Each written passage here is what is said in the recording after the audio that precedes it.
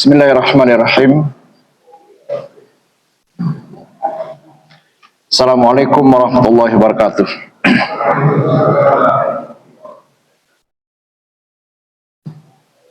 Innal hamdalillah nahmaduhu wa nasta'inuhu wa nastaghfiruh wa na'udzu billahi min shururi anfusina wa sayyiati a'malina. May yahdihillahu fala mudilla lahu wa yudlil fala hadiyalah. Asyhadu an la ilaha illallah wahdahu la syarikalah.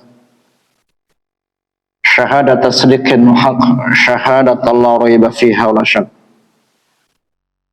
Qala Allah Ta'ala fil Qur'anil Karim, ya ayyuhalladzina amanu taqullaha haqqa tuqatih wa la tamutunna illa wa antum muslimun. Allahumma salli wa sallim wa barik ala sayyidina Muhammadin wa ala alihi al-athhar wa ashabil akhyar wa sallim tasliman katsiran ba'd.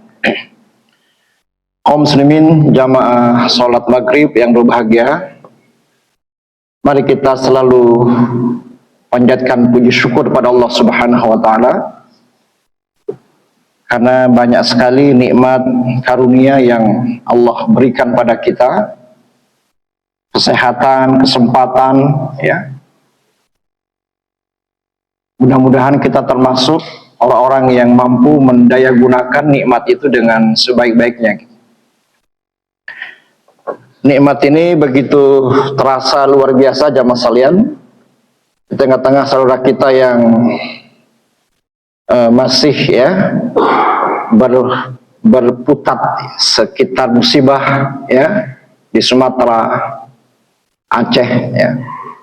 Karena itu mudah-mudahan peristiwa ini akan menjadi momentum buat kita semua untuk terus di samping meningkatkan syukur kita pada Allah Subhanahu wa taala, mengasah kepedulian kita ya, memberikan bantuan ya. Mudah-mudahan Allah memberikan pada mereka kekuatan dan kesabaran ya, insyaallah gitu. Kaum muslimin, sebelum saya menyampaikan kajian saya pada malam ini, penting saya sampaikan juga bahwa kita sudah berada di penghujung bulan Jumadil Akhir ya. Sebentar lagi kita masuk Rajab. Tentu sekali lagi mari kita semakin meningkatkan ya semangat kita untuk memakmurkan masjid ya, memperbanyak tilawah Quran, zikir dan ibadah-ibadah lainnya sampai kemudian ketika kita bertemu dengan Ramadan ya kita sudah berada pada kondisi iman yang memadai ya, karena Ramadan itu akan berarti kalau kita menyiapkan diri dengan kondisi iman yang memadai juga gitu. Baik jamaah sekalian, pada malam ini saya ingin mengingatkan ya, menyampaikan satu tema tentang azab jamaah sekalian. Ya, musibah ataupun azab gitu. Dalam Al-Qur'an ada banyak ayat yang berbicara tentang musibah ataupun azab gitu. Kurang lebih sekitar 372 ayat.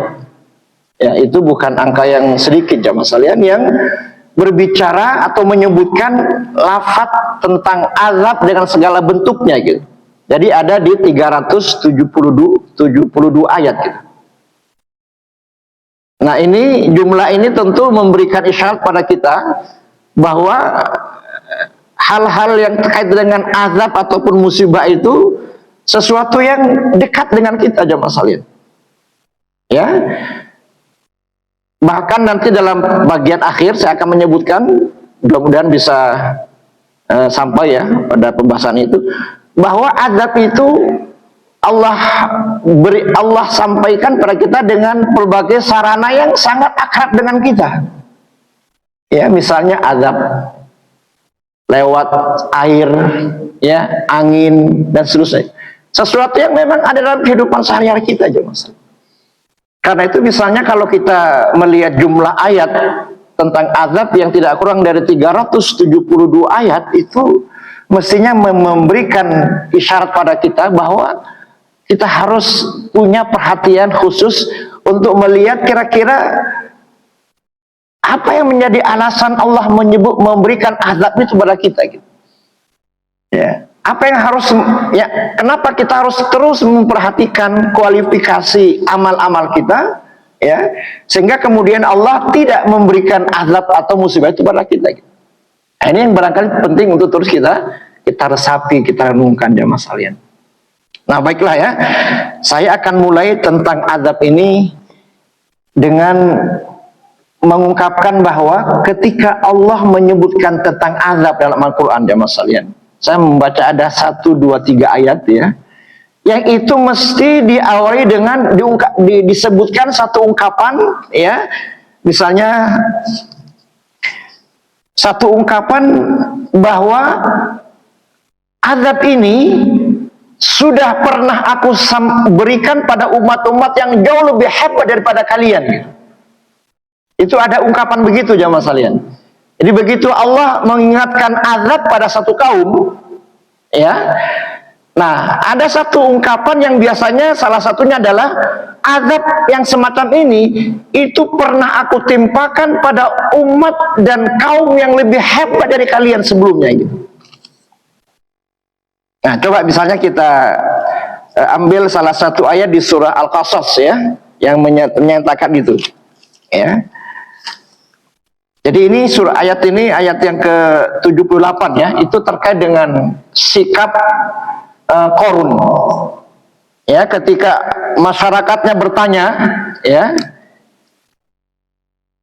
bagaimana, apa sebabnya Qarun ini kamu itu banyak sekali harta bendamu gitu. Jadi waktu itu kan dia sedang memperlihatkan kemegahannya. Semua kehebatannya itu ditampakkan semuanya kan oleh Qarun itu. Masyarakatnya bertanya, bagaimana ini? Bagaimana caranya kau bisa kaya semacam ini? Gitu. Nah, begitu ditanyakan, dia bilang itu karena kehebatan saya, gitu ya. Nah, ketika Qarun menyatakan itu semua karena kehebatan dia, ya apa kata Allah Subhanahu Wa Taala? Ya, awalam ya'lam anna Allah qad ahlaka min qablihi minal quruni man huwa asyaddu minhum quwwatan wa aktsaru jam'a. Jadi begitu orang-orang bertanya pada Qarun, apa yang menyebabkan kamu hartamu luar biasa gitu. Nah, itu karena kehebatan saya, dia bilang. Itu karena kemampuan saya. Nah, lalu Allah menyatakan awalam ya'lam, apakah dia tidak tahu?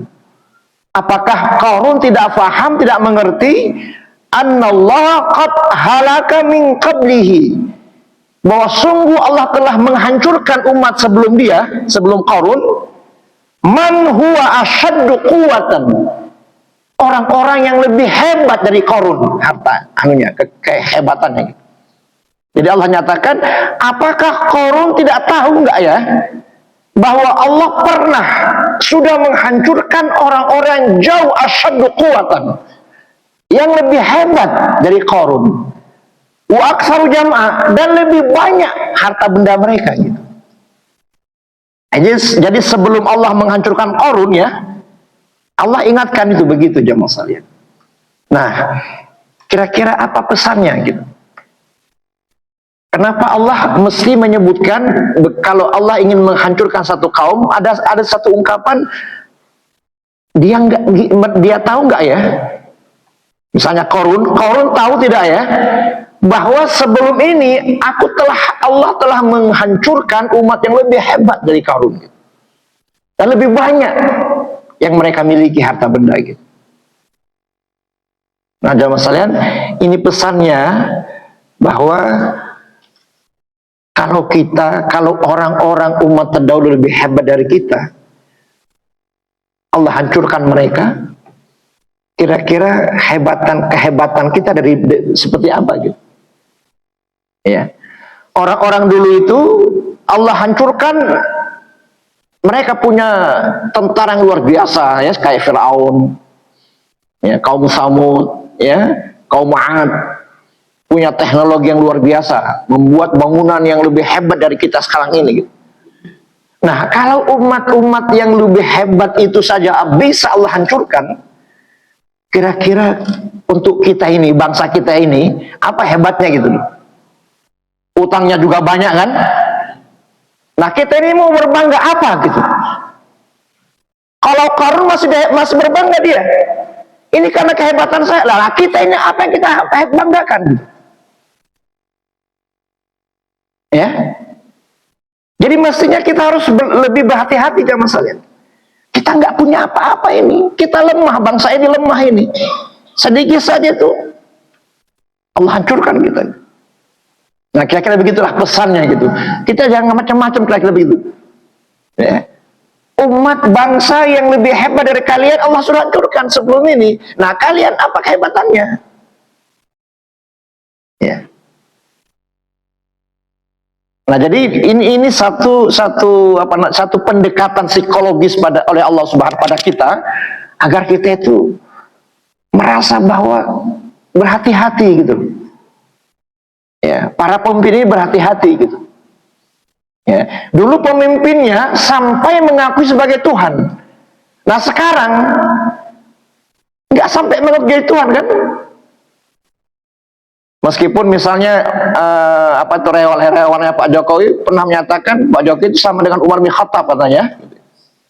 Tapi belum sempat menyatakan Jokowi itu lebih hebat seperti aku Tuhan, belum pernah gitu. Nah, yang dulu sudah pernah jadi Tuhan, Allah hancurkan.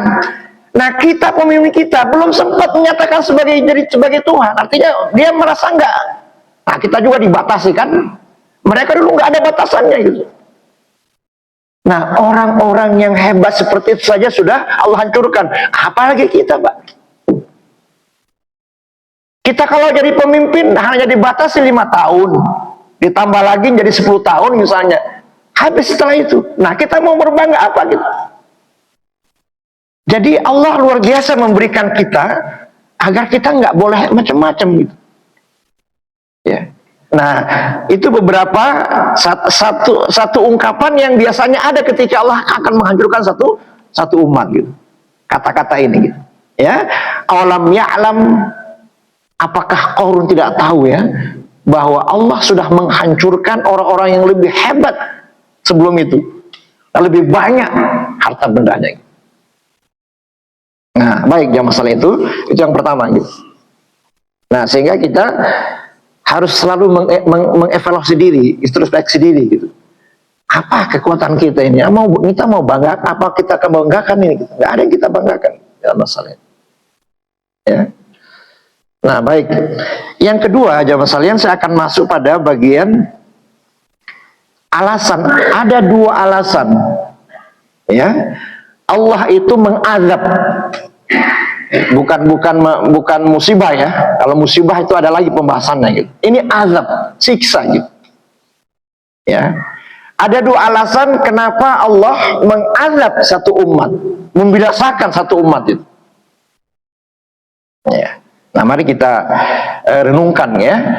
2 alasan ini mudah-mudahan belum sampai ada pada umat kita gitu. Mudah-mudahan. Tapi kita harus berhati-hati gitu. Ya.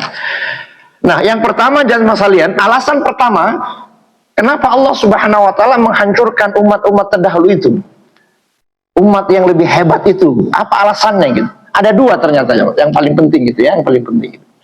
Alasan pertama, karena mereka telah sampai pada puncak penyimpangan dan kesombongan.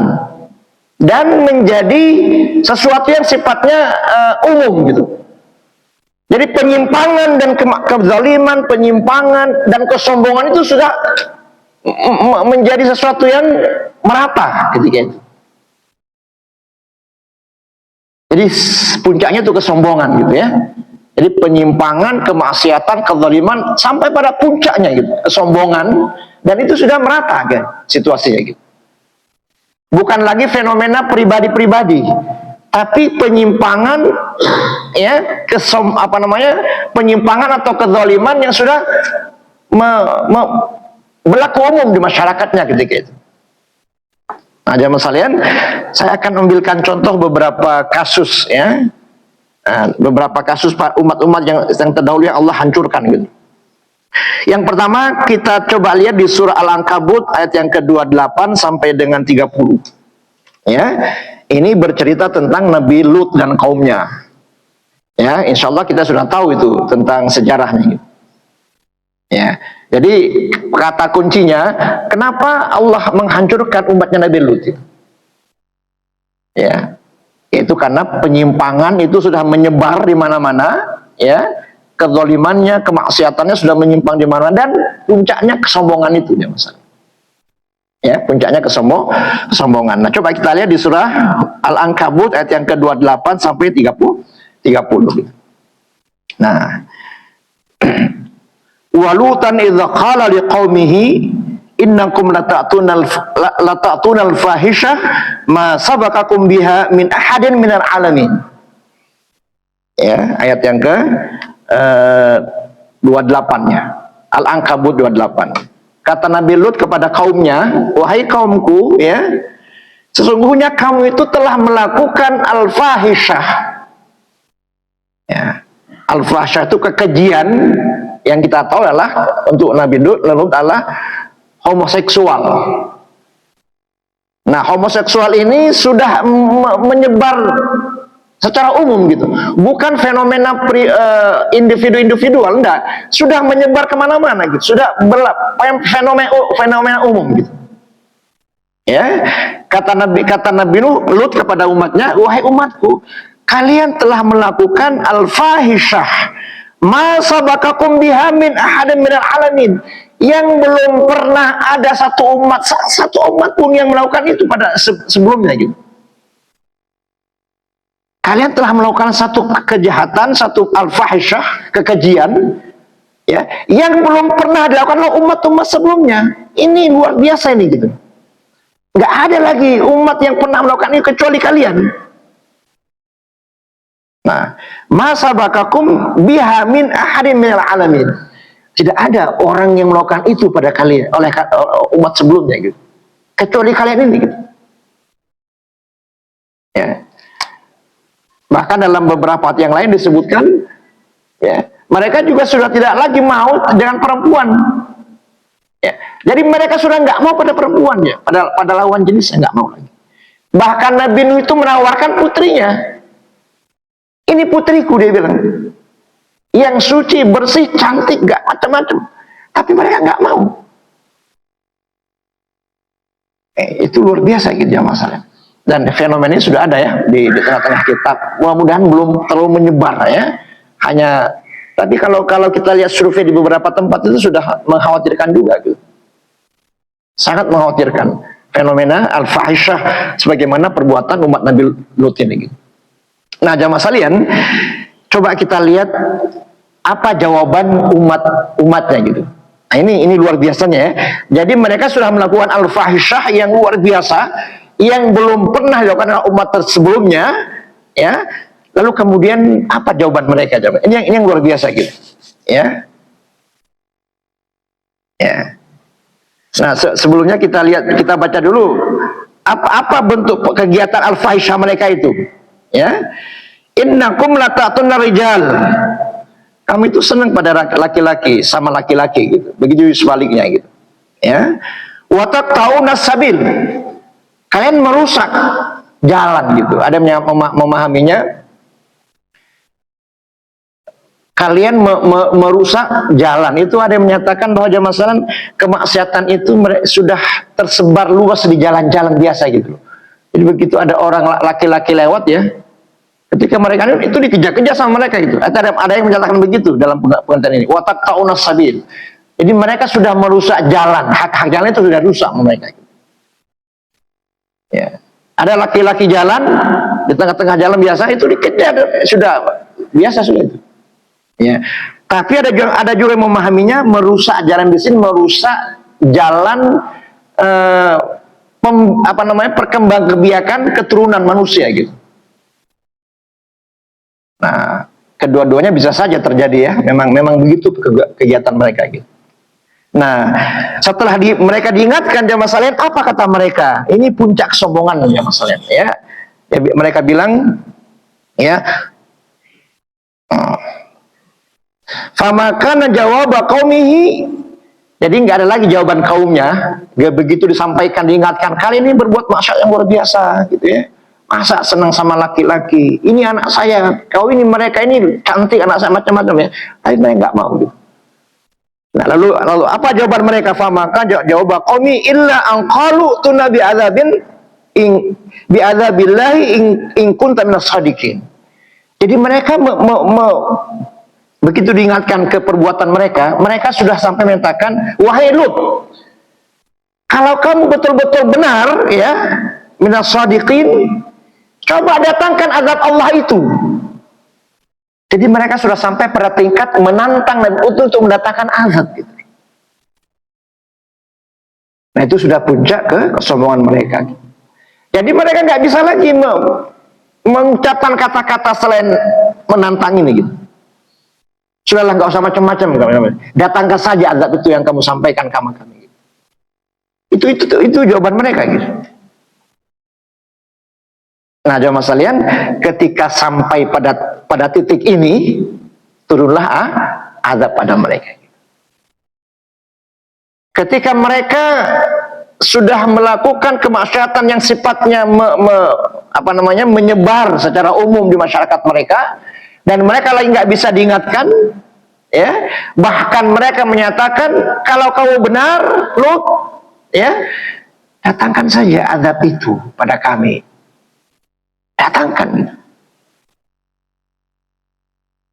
Nah ini tingkat kesombongan ini sudah tingkat kesombongannya, salah satu tingkat kesombongan itu, bahwa kita menantang azab itu datang. Ayo datangkan azab Allah.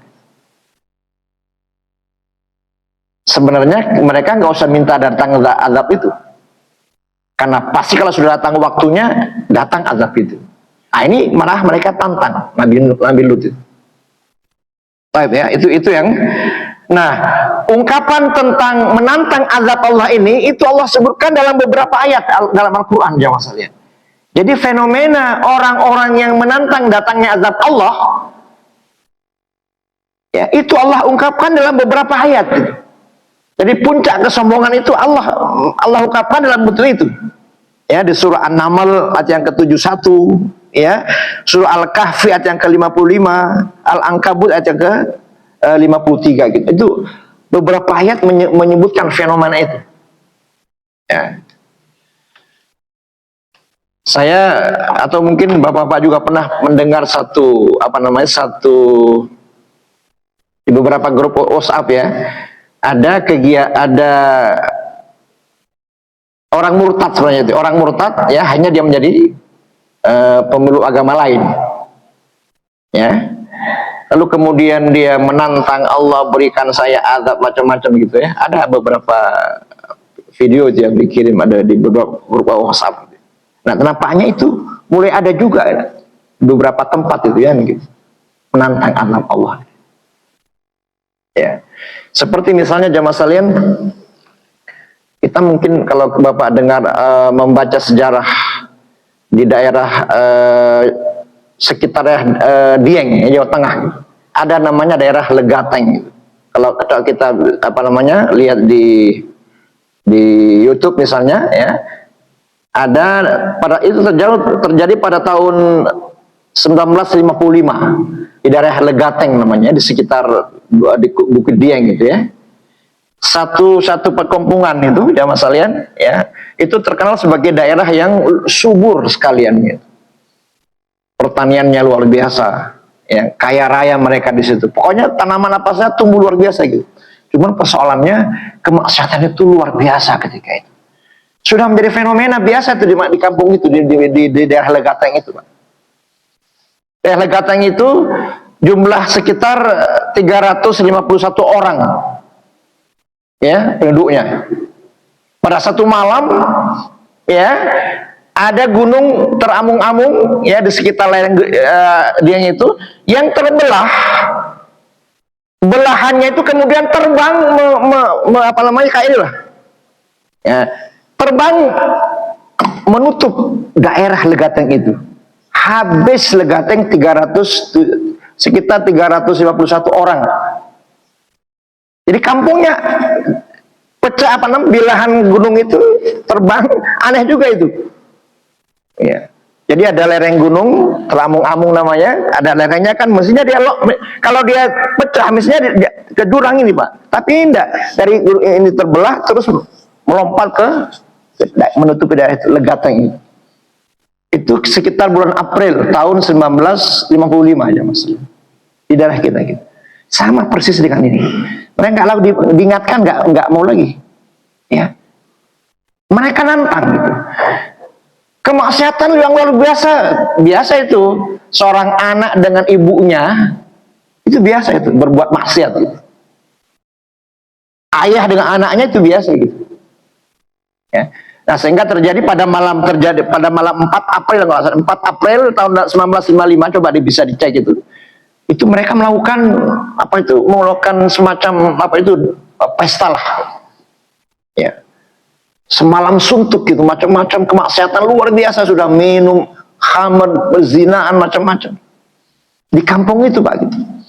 Mereka nggak takut lagi, mereka nantang kayak ini. Sudahlah, kalau kalian benar, ya, kalau kamu benar, Lut, datangkan azab Allah itu pada kami. Jadi sudah tertutup jamaah saya. Jadi menantang begitu. Nah, itu terjadi. Jangankan ini, di bangsa kita pernah terjadi itu di daerah Jawa Tengah sana itu.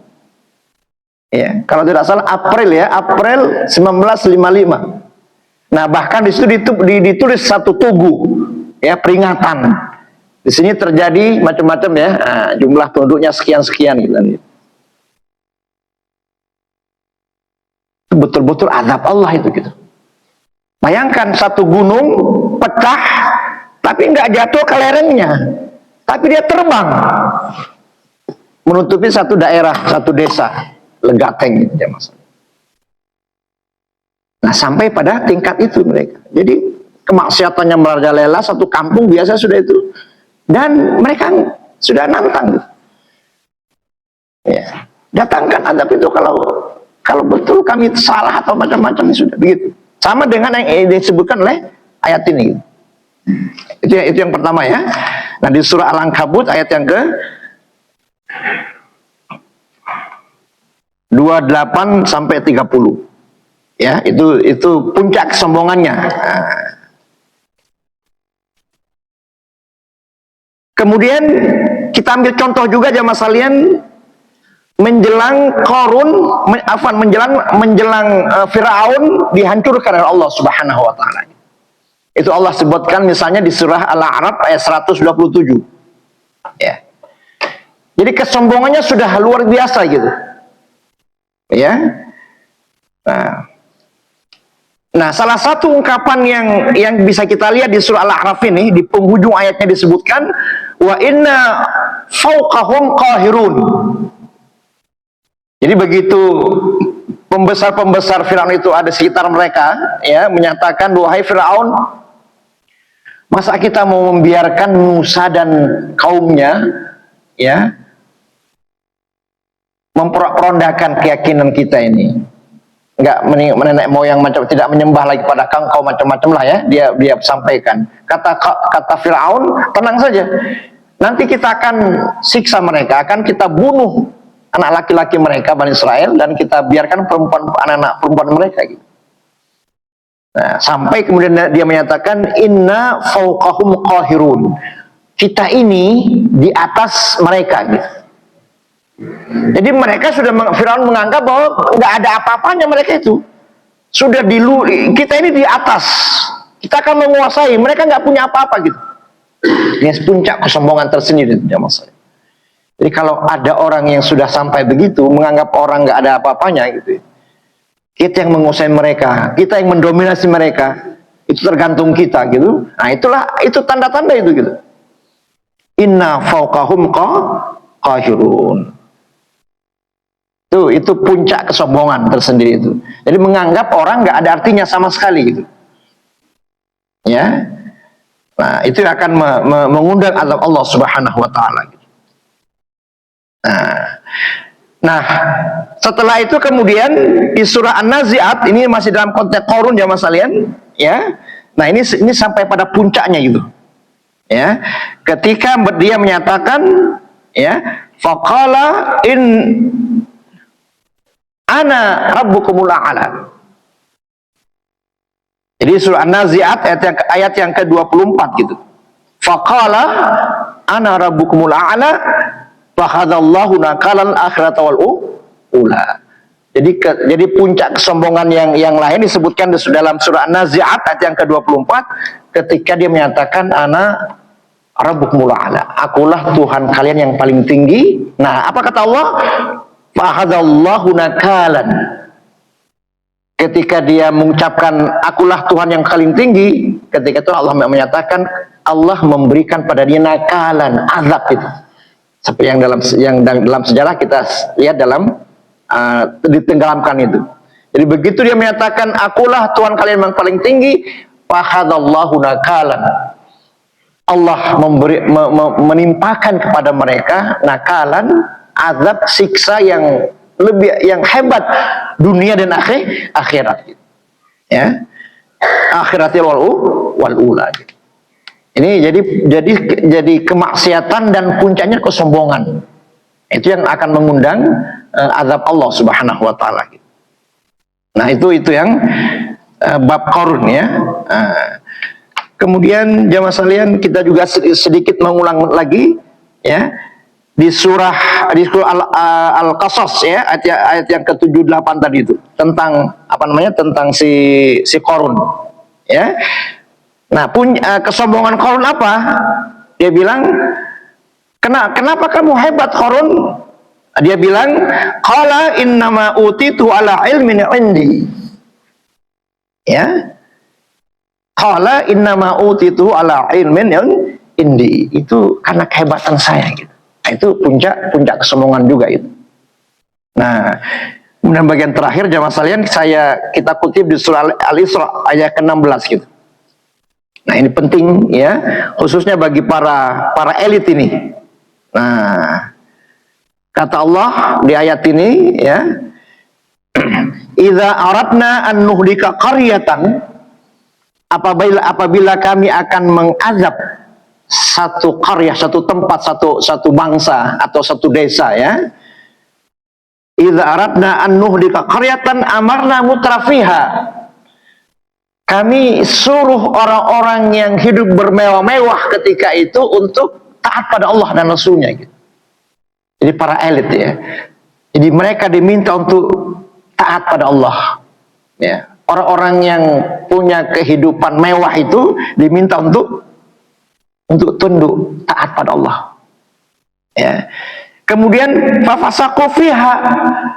Tapi malah mereka justru semakin membuat kerusakan-kerusakan gitu. Ya, jadi para elitnya, para orang-orang yang hidup mewah itu, ya termasuk para pemimpin ya, mereka diminta untuk taat pada Allah Subhanahu Wa Taala, ingatkan, tapi malah mereka melakukan kerusakan. Ya, lalu Allah nyatakan, fahaqqa 'alaihal qawlu fadamarnahu tadmira. Ketika mereka menyimpang, diingatkan untuk taat pada Allah, mereka membuat kerusakan, maka ditetapkanlah atas mereka hukuman, azab itu, siksa itu jemaah sekalian. Nah, jadi siksaan itu, azab itu terkait dengan sikap para pemimpin, para elit, ya, yang tidak lagi mengindahkan aturan-aturan. Gitu. Ya. Maka Allah akan memberikan mereka azab. Nah, sayang azabnya bukan hanya ke dia saja satu-satunya ya, tapi juga termasuk masyarakatnya yang akan kena juga gitu. Ya, itu yang jadi persoalannya gitu. Nah, jemaah sekalian, jadi alasannya pertama, kenapa kalau kita belajar dari sejarah umat-umat terdahulu, ya, apa alasan Allah untuk mendatangkan azab kepada mereka? Adalah pertama ketika mereka melakukan penyimpangan, kemaksiatan, pelanggaran yang sifatnya sudah masif, ya, menebar di masyarakatnya, dan mereka melakukan puncak kesombongan gitu. Jadi ketika melakukan penyimpangan-penyimpangan, mereka tidak mau diingatkan, Malah mereka menantang untuk didatangkan saja azab Allah itu. Ya. Jadi logikanya sudah nggak nyambung. Ya, mereka diingatkan agar nggak menyimpang, tapi mereka malah minta didatangkan azab Allah Subhanahu wa taala. Jadi kesombongannya sudah sampai pada taraf di mana Allah kemudian mendatangkan azab itu. Baik, ya itu yang pertama. Nah, kemudian yang kedua jamaah sekalian, ya yang kedua, ya apa alasan Allah Subhanahu wa taala menurunkan azab itu pada satu umat? Di samping yang pertama tadi, penyimpangan, kemaksiatan, pelanggaran, dan sampai pada puncaknya kesombongan, ya nggak mau lagi mereka diingatkan, malah menantang agar Allah mendatangkan azab pada mereka. Nah, yang kedua ini penting juga jamaah sekalian. Apa itu? Ketika masyarakatnya, ya tadi para pemimpinnya atau elitnya ya. Nah sekarang yang kedua masyarakatnya. Masyarakatnya apa? Masyarakatnya sudah pada masa bodoh. Ya. Masyarakatnya nggak ada sedikit pun tuh semangat untuk memperbaiki gitu. Ya. Jadi bertemu antara sikap para penguasa yang zalim, yang sombong, dengan apa? Dengan situasi masyarakat yang sudah masa bodoh gitu. Ya, nggak peduli lagi jamaah sekalian. Ya. Masyarakat yang nggak peduli dengan urusan umat. Ya. Yang penting bukan saya, dia bilang. Yang penting bukan anak saya. Nah, jamaah sekalian, ini kalau ini bertemu antara kondisi pemimpin yang zalim dan sampai pada puncak kesombongan dengan situasi masyarakat yang masa bodoh, ya, nggak ingin lagi menegur, nggak ada amar ma'ruf nahi mungkar, ya, semua serba boleh di masyarakat itu. Nah, itulah alasan kedua kenapa Allah Subhanahu menyegerakan azab itu turun pada satu umat. Nah, mungkin kita bisa baca di salah satu ayatnya di surah Al-Maidah ya, ayat yang ke-78 sampai 79. Ini terkait dengan perilaku Bani Israel dulu jamaah sekalian. Ya. Allah Subhanahu wa taala mengawali dengan ayat lu'inal ladzina kafaru min Bani Israil. Allah melaknat Bani Israel melalui lisan Nabi Daud dan Nabi Isa. Ya. Apa sebabnya? Bima asau, karena mereka bermaksiat. Ya. Yang kedua, la yatana wa kanu la yatanahuna an munkarin fa'alu. Mereka tidak lagi saling mengingatkan amar ma'ruf nahi mungkar itu nggak ada lagi terhadap pelanggaran perbuatan yang terjadi di tengah-tengah mereka. Jadi amar ma'ruf nahi mungkar nggak ada lagi ya mas sekalian. Ya. Nah, ketika itulah azab itu dah datang gitu. Ya. Nah, sekarang persoalan kita selama penyimpangan itu okelah ada ya, tapi masih ada orang yang mengingatkan, itu kita masih selamat, Mbak. Ya. Selama ada orang yang masih ngomong, ya, oh ini salah, oh ini nggak benar. Nah, selama itu, insya Allah azab itu belum akan turun gitu. Tapi kalau sudah nggak ada yang mengingatkan, azab itu akan turun ya mas saya. Ya. Kalau kita bicara musibah ya, biasanya musibah yang pernah menimpa umat kita ini, bangsa kita ini, biasanya terjadi di bulan-bulan Desember kayak begini Pak ya.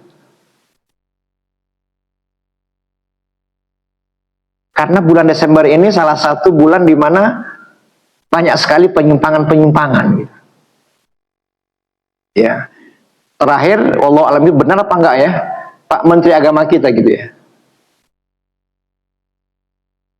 Mudah-mudahan enggak benar itu penjelasan itu. Mungkin kita salah memahami barangkali, wallahu alam. Katanya akan ada acara halal apa itu? Natalan bersama. Wallahu alam. Mudah-mudahan mungkin bukan maksudnya begitu, wallahu alam. Mudah-mudahan saja gitu. Ini sampai terjadi gitu. Kacau juga kita itu gitu. Ya. Kalau mungkin yang saya berhusnuzon masih berhusnuzon sih ya. Mungkin maksudnya adalah Natalan bersama untuk semua orang-orang Kristen semua ya. Gitu. Karena mungkin kan orang Kristen itu ada juga Natalannya berbeda-beda gitu. Mungkin itu. Tapi kalau maksudnya Natalan bersama dengan kita, itu kacau balau kita itu jemaah saya. Kalau itu terjadi. Nah, padahal kalau kita baca Al-Quran, salah satu yang menjadikan Allah hampir-hampir menghancurkan bumi ini, itu ketika dia menyatakan Allah punya anak gitu. Allah punya anak. Itu omongan kata-kata yang akan menghancurkan alam semesta ini gitu. Itu terjadi berulang-ulang gitu. Jamaah sekalian, mudah-mudahan di tengah-tengah kita masih ada orang yang mengingatkan itu. Ya. Nah, sebab itulah salah satu alasannya kenapa Allah Subhanahu wa taala menghancurkan satu umat. Nah, jamaah sekalian, saya ingin baca sedikit salah satu ayat ya yang membuat kita masih optimis lah. Ya, kata Allah Subhanahu wa taala di surah Hud ya, ayat yang ke-117 ya. Makana rabbuka liyuhlikal qura bidzulmin wa ahluha muslihun. Allah Subhanahu wa taala tidak akan menghancurkan satu umat sekalipun mereka membuat zalim, sementara masih ada orang yang berbuat muslihun. Ya. Nah, karena itu jamaah sekalian, semangat kita untuk terus memperbaiki, terus menghidupkan masjid kita itu mudah-mudahan masih menunda Allah menghancurkan umat ini. Ya, maka rabbuka liyuhlikal qura bidzulmin wa ahluha muslihun. Allah tidak akan menghancurkan satu umat dengan kezaliman mereka wa ahluha muslihun. Nah, dengan catatan apa? Di umatnya ini masih ada orang-orang yang punya kesadaran untuk memperbaiki, mengingatkan gitu. Nah, karena itu jangan bosan-bosan Pak mengamalkan masjid kita. Mudah-mudahan dengan ini yang bisa kita lakukan untuk mencegah azab Allah turun di tengah-tengah umat kita gitu. Meskipun sebagian masyarakat kita merasakan musibah gitu ya. Banjir bandang di Sumatera Barat, Sumatera Utara dan Aceh gitu. Ya. Mudah-mudahan bukan azab itu. Nah, jamaah sekalian, sebelum mungkin bisa kita lanjutkan pada kajian bulan depan ya. Nah, sebelum akhir saya ingin menyebutkan apa saja sih macam-macam azab Allah yang pernah Allah berikan pada umat terdahulu itu. Ya, saya kutip satu ayat di surah Al-Ankabut ayat yang ke-40 Pak. Ya, paling sedikitnya ada 4 cara Allah sudah mengazab umat-umat terdahulu gitu, berdasarkan ayat ini. Nah, meskipun nanti ada beberapa ayat yang lain yang menyebutkan jenis-jenis azab yang lainnya gitu ya. Nah, di surah Al-Ankabut ayat yang ke-40 ya, Allah pernah memberikan azab pada empat bentuk azab itu. Ya. Fakullan akhadna bidzambihi faminhum man arsalna alaihi hasiba. Jadi Allah pernah memberikan azab berupa apa? Berupa hujan batu gitu ya. Hasiba. Wa minhum man akhadna as-sayhah, suara yang menggelegar gitu. Kayak petir gitu ya. Jadi ada hujan batu ya, satu ya. Yang kedua as-sayhah, suara yang menggelegar gitu. Ya. Kemudian yang ketiga, wa minhum man khasafna bihi al-ard. Ada juga azab berupa apa? Membenamkan tanah itu ya, kayak korun itu ya. Itu dibenamkan. Nah. Seperti kejadian di Poso itu Pak. Ya, saya ada teman di daerah Winongan yang waktu kajian Poso itu dia datang ke sana gitu. Dia pernah bilang ke saya, Ustaz, ada satu bangunan ya, gereja tinggi gitu ya, tinggi itu. Nah, itu terbenam sampai kemudian ujungnya itu baru kita di bawah, kita lihat di annya itu. Untungnya masih kelihatan annya, tapi sudah di bawah dia bilang. Jadi apa namanya, tanah itu seperti mengisap ke bawah gitu dia bilang. Dia langsung Masya Allah, dia teringat dengan peristiwa Skorn itu gitu. Ya langsung kejadian annya itu. Jadi ada satu kampung yang dihisap ke bawah kan. Ya, Allah nyatakan wa minhum man hasafnahu bil ard. Ada orang-orang yang kami hisap gitu. Bawah gitu. Seperti pernah di Poso ya, itu kejadiannya gitu. Nah, kemudian yang lain ya, wa minhum man aghraqna. Sebagian juga ada yang kami tenggelamkan. Nah, seperti peristiwa Fir'aun ditenggelamkan gitu. Nah, jadi ada 4 ya, berdasarkan ayat ini Al-Ankabut 40 ada 4 jenis azab yang Allah pernah timpakan pada umat terdahulu. Ya, untuk rinciannya nanti insya Allah kita sampaikan pada kajian akan datang. Jadi pertama dalam bentuk hasibah, di hujan, ya, hujan batu, ya. Yang kedua al-sayhah, suara yang keras menggelegar, ya. Kemudian ditenggelamkan, dibenamkan, ya, dihisap. Kemudian yang terakhir ditenggelamkan gitu. Nah, jamaah sekalian, di ujung acara kajian kita, mudah-mudahan kita masih punya iman yang hidup, ya. Iman yang hidup, iman yang mampu membuat kita sadar, ya, mengevaluasi diri, ya, untuk kemudian menghitung-hitung amal kita seperti apa, ya, sudah cukup nggak amal ini untuk kita bawa bekal menghadap Allah Subhanahu wa taala. Nah, mudah-mudahan dengan kesadaran ini, ya, kita kembali punya kejernihan rohani, jemaah sekalian. Nah, lebih-lebih lagi menjelang kita memasuki 2 bulan Ramadan ke depan, ya. Jadi aktivitas muhasabah, ya, perenungan kita intensifkan, jemaah sekalian. Baiklah, kajian kita malam ini kita akhiri, ya. Mudah-mudahan kajian singkat tentang azab ini sedikit mengingatkan kita kembali untuk kembali pada Allah Subhanahu wa taala dengan iman yang benar, iman yang kuat, ya, iman yang jujur, dan iman yang menghidupkan amal-amal soleh kita insyaallah. Kita tutup dengan doa kafaratus. Subhanakallahumma wa bihamdika wa alaikum. Assalamualaikum warahmatullahi wabarakatuh.